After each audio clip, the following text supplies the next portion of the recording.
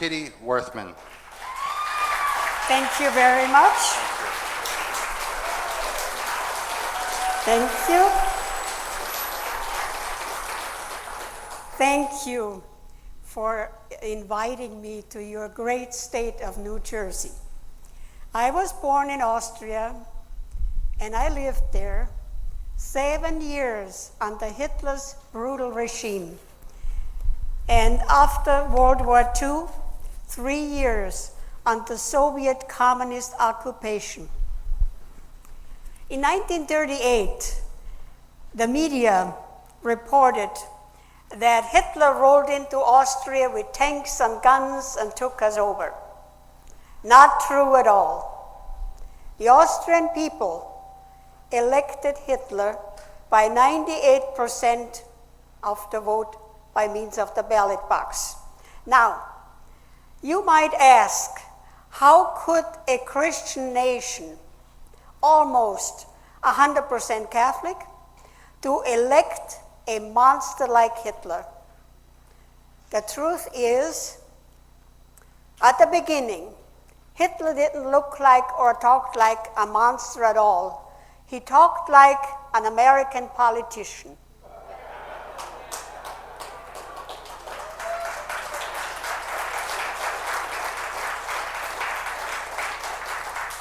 In 1938, Austria was in a very deep depression. We had 1/3 of our workforce unemployed. We had 25% inflation, and if you would borrow money from the bank, you paid 25% interest. It was not unusual that my mother would feed, on the average, 30 people a day, a bowl of soup and a slice of bread. People would come knocking on the door. They wanted to work. There were no jobs. The depression was so bad that we had riots in the streets. There were two political factions fighting each other. Communist Party was getting very powerful. So was the Nazi Party. Now, when I speak of the Nazi Party, the Nazi Party, what we are going to be in our country, the National Socialist Party. I translate Nationalsozialism. That's where the word Nazi came from. So we heard Hitler speaking in Germany. Germany had full employment. They had law and order, and we had riots in the street. And in Germany, the people had a high living standard. They all drove the little Volkswagen, the Beetle car, and there was nothing ever said that anybody was being persecuted. So when we had that unbelievable unemployment, and the people were getting so desperate, they petitioned the government for a plebiscite, for an election. And that's when we elected Hitler by 98% of the vote by means of the ballot box. So we got a new government, National Socialism, Nazi government. Of course, we had no idea what that would all be. We just thought we were all going to live a high standard of living like Germany. And Hitler promised us that within weeks we would have full employment. And he would feed the poor people. The Red Cross came in. Everybody was being fed. Everybody got something. And we were so grateful for everything. Oh, we thought Hitler was our savior. Oh, yes, he was a very good orator. He gave very good speeches, and we heard that here too, haven't we? So, when we got the new government, nobody was elected anymore. Everybody was appointed. From the school board, the county commission, the city commission, to the legislature, and to the governors. And Hitler said, the best people are being appointed. We only pick the best people, and we trusted him. So we had no more elections, none whatsoever. We also had regionalism. Regionalism is to centralize the government. Centralization is socialism. So Hitler said we have to merge our 7 states into 4. That will save money. And we only would have 4 governors. We thought that's a good idea. As a lobbyist in South Dakota, I found a bill 3 times to consolidate our 66 counties into 15. That's centralization. That's socialism. Take away local control. That's socialism. So with our new government, we got a lot of new laws. We got a very, very good law, we thought, the Equal Rights Amendment. Well, equal rights for women. Haven't we heard that here too?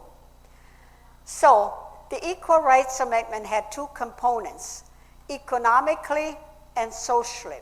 Economically, to redistribute the wealth of the country. And then socially, to get all the women, the moms, out into the workforce, into employment. Oh yes, Hitler got a lot of jobs, political appointments, hundreds and hundreds of bureaucrats, and of course he built the Autobahn, the freeway. So the moms were out into the workforce. What do you think would happen to the children? The government had immediately a remedy, child care centers. So the state raised our children. And by economically to redistributing the wealth, we had massive welfare. Because we had a guaranteed income, the government decreed that everybody has to be equal, have an equal income. Those who worked hard paid 70% taxes, and those who were down here, they were getting the equal income like those who worked hard. That's called socialism. Also, education was nationalized very quickly, literally overnight. I was 12 years old. I was in 6th grade. I walked into my classroom. I went to public school. We had an excellent school system. We prayed in public school. And we also had religious education twice a week. That all stopped overnight. I walked into my classroom March 13, 1938. The crucifix was gone, and there was Hitler's picture with the Nazi flag on each side. And our teacher said, today we don't pray anymore. We sing Deutschland, Deutschland über alles, the national anthem. And she said, we don't have religious education anymore either. We have physical education instead. And on Sundays, there would be National Youth Day. And that would be compulsory. Everybody had to attend. And if our parents wouldn't send us the first time, they would get a very stiff letter of warning. Second time, they would have to pay a fine of the equivalent of $300. And the third time we didn't attend was jail for our parents. Well, we couldn't go to church anymore. The first 2 hours we had political education. Today, I call it political indoctrination. We were being told not to listen to our parents. They were old-fashioned old fogies, didn't understand the youth. Only Hitler did. So we were being totally indoctrinated. And the rest of the day we had sports. We got all the equipment free. We got tennis rackets, we got golf clubs. And the boys of age 16, they got motorcycles. so they could form a motorcycle squad. Not only that, they were taken out to the airfield to fly gliders. You can imagine that the end of the day we went back home and told our parents how wonderful Hitler was, what he was doing for us, and how great everything was. And of course, we all were had to attend the Hitler Youth. That was compulsory. We argued with our parents all the time. We said, look, you don't know anything. You are old-fashioned. You don't understand us. They put a wedge between us and our parents. So my good mother, when my next school term came around, she announced that she would take me out of this horrible public school. She would enroll me in a private school with an excellent curriculum, but no fun. And I thought, this is terrible. But she packed me off, and as we arrived at that big school with an 8-foot wall around and a locked iron gate, I bid my mother goodbye. I almost hated her. She was a wise woman. She said, someday when you grow up, you will realize what I'm doing for you. Needless to say, if my mother wouldn't have not done that, today I would be a radical Marxist. On holidays, I would go back home and visit my friends. I did not like what I saw. Girls of age 16 were pregnant to have babies for Hitler. Oh, Hitler wanted lots of babies. He knew what he all had in mind. And all this, the lifestyle was very, very, very loose, I did not like. So that was the educational system. It was literally, education was nationalized. Hitler also gave us free radios. And then he nationalized our radio station. And we were told that if you listen to a foreign radio station, there's capital punishment. You don't turn on Switzerland or BBC. We only had one voice, the government. They ran the radio station.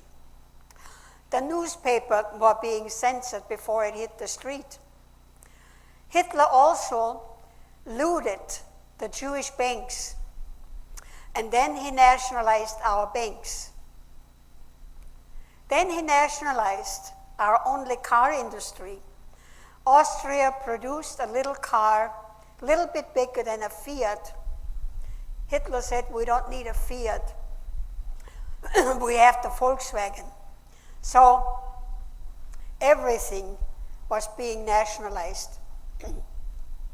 He also nationalized our healthcare system. We had, before Hitler, an excellent healthcare system, privately insured. We had good doctors, we had good hospitals, we had a lot of good research. That all stopped. It was free for everybody. Now, I remember my brother-in-law was a family physician. He told me that when he would go to his office in the morning at 8 o'clock, 40 patients were waiting for him to be cared for. People went to the doctor for everything and anything. And my brother-in-law said it was like practicing medicine on a conveyor belt. He could not take enough time for each patient because he was totally government controlled. The government took away free enterprise, salaried the doctors and the hospitals, and many, many doctors left the country because if you would need elective surgery, not emergency, you waited 18 months for a hospital bed. So many doctors left the country, including my own husband. He would not want to practice medicine like his brother had to. And when he came to the United States, he marveled how wonderful our health care is, how wonderful our research is, and how wonderful our hospitals, how modern they were. He said, I hope it never will end up in socialized medicine. Also, we had many government agencies, the bureaucrats. The bureaucrats were writing all the rules and all the regulation. That's socialism.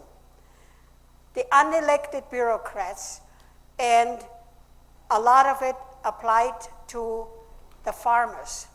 The bureaucrats would go out on the farm and measure their land, told the farmers what to plant and how much he had to harvest. They also counted their livestock, how much they had to, since our food was being rationed, had to turn into the government. God help every farmer if they butchered the pig for themselves. He sure would go to jail. They also sent out the bureaucrats to count the chickens and ordered the chickens how many eggs they had to lay. That's socialism. Hitler wrote a book, My Struggle, Mein Kampf. But very few people read it. Had we read it, we would have known what was coming. But the people were so busy with sports, that was everything. Athletic events were everything. But people did not read. They did not read his book. We also had abortions, of course, were highly illegal.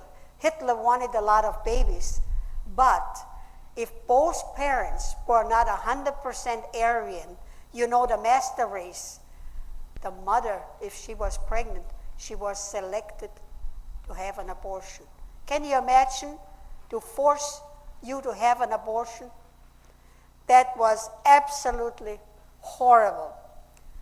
We also had euthanasia. And I was an eyewitness to that. In my last year of college, I was sent to a small village in the Austrian Alps.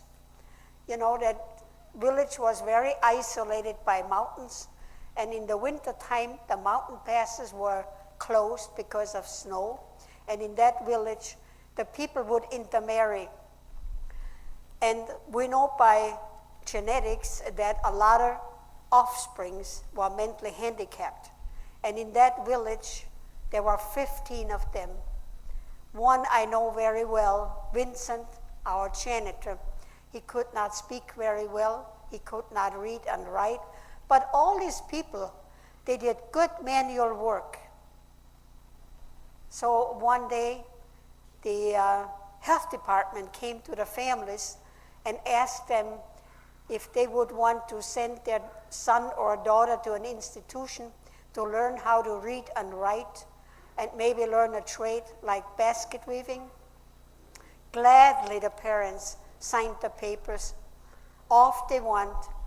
I remember that morning, I looked out of my classroom window and I saw Vincent and all these people going into the health department van, and they were taken away.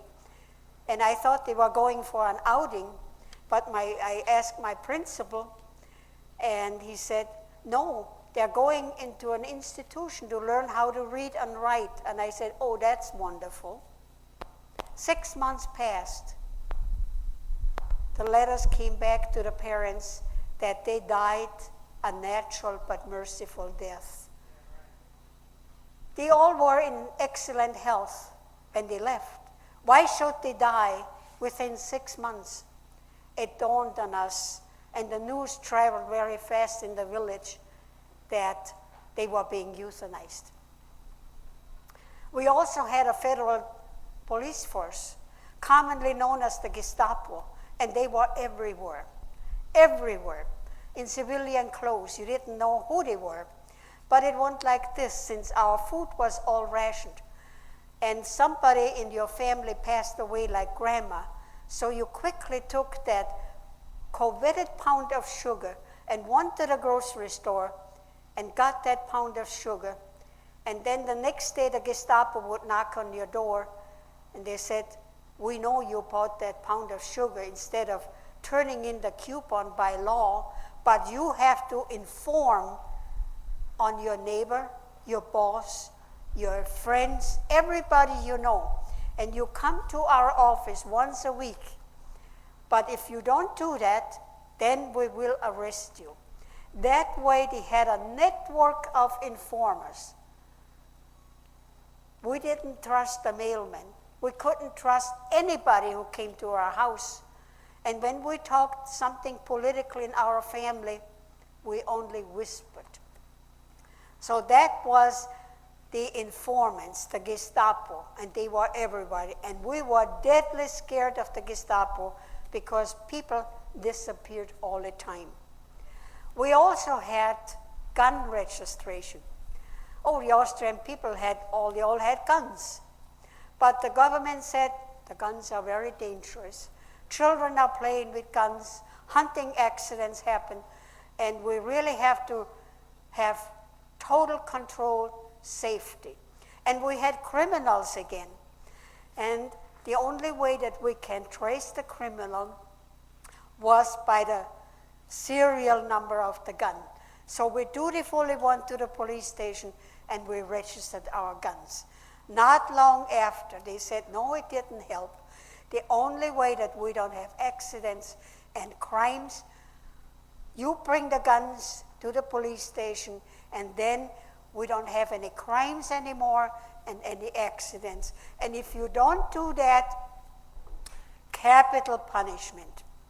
So that's what we did. Hitler also nationalized our churches.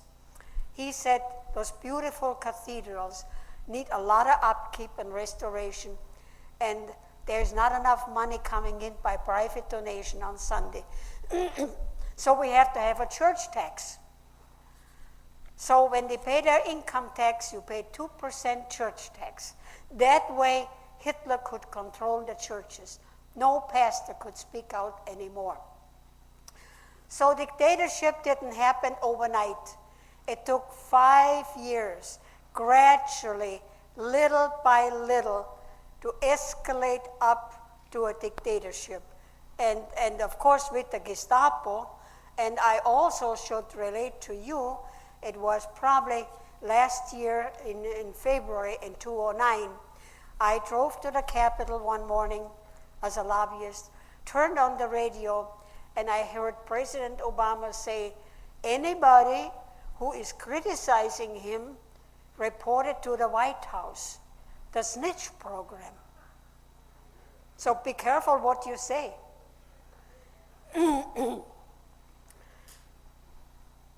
Our borders were being closed.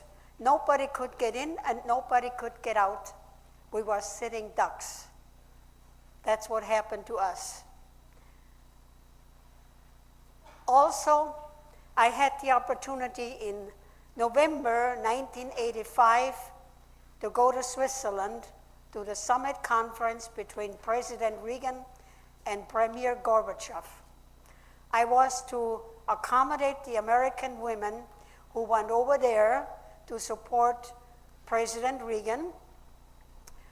My other mission was to infiltrate the Communist Peace March. And I came in disguise as a horrible-looking hippie. I marched with Bella Abzug, the congresswoman, the late congresswoman, Jesse Jackson, and Barbara Boxer. And as we arrived at the Hotel Hilton for the press conference, I saw a group of people there who were not at the Peace March. And I walked up to a woman and I said, how come you were not at the Peace March? And she said, well, we are all members of the German Communist Party, and we couldn't get legally into Switzerland, so we went over the mountains. Hence, all their muddy boots and torn jackets. So I said, well, tell me more about what is the occasion, what you are doing here. Well, first of all, she said, we are supporting Premier Gorbachev. And I said, well, that's also interesting. Tell me more. What are your real goals? So she said, well, right now we take Nicaragua and Honduras, then we go into Mexico. And I said, why Mexico, such a poor, corrupt country? She said, that is our major goal. I said, why? To take back the territory what America stole from us. California, New Mexico, Arizona, Texas. And I said, look, you cannot do this. You need a lot of people. It sounds to me like a revolution. She said, you American are so naive. Your churches are doing the work for us. And it hit me like a ton of bricks, the sanctuary movement. There are a lot of churches who are bringing in the illegals. So I said to her, tell me, when is this event supposed to happen? She said, that all depends who your president is. Maybe 2004, but most possible 2008. Who is our president? And look what's happening at the border. When I saw on television in Los Angeles when they marched, they carried the Mexican flag and they trampled on the American flag. It dawned on me, they're here.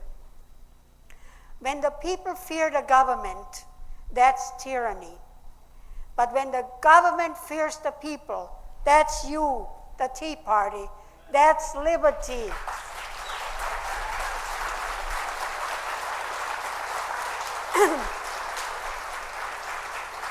Keep your guns and buy more guns.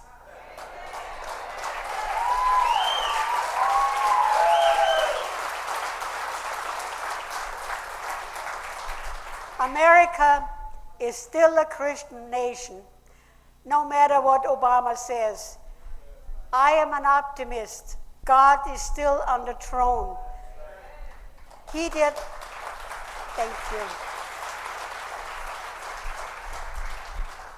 He did not fail us in Austria when the Americans liberated us, and he will save America.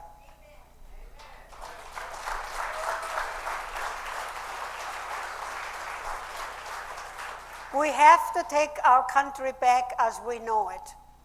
We have to take the US Senate back. We have to take the White House back. My speech is out there, and it's designed as a house party that you buy my CD and invite 5 or 6 people to your home and play the CD. We did that in South Dakota. We elected a very conservative congresswoman. I went to Minnesota. We elected Michelle Bachmann.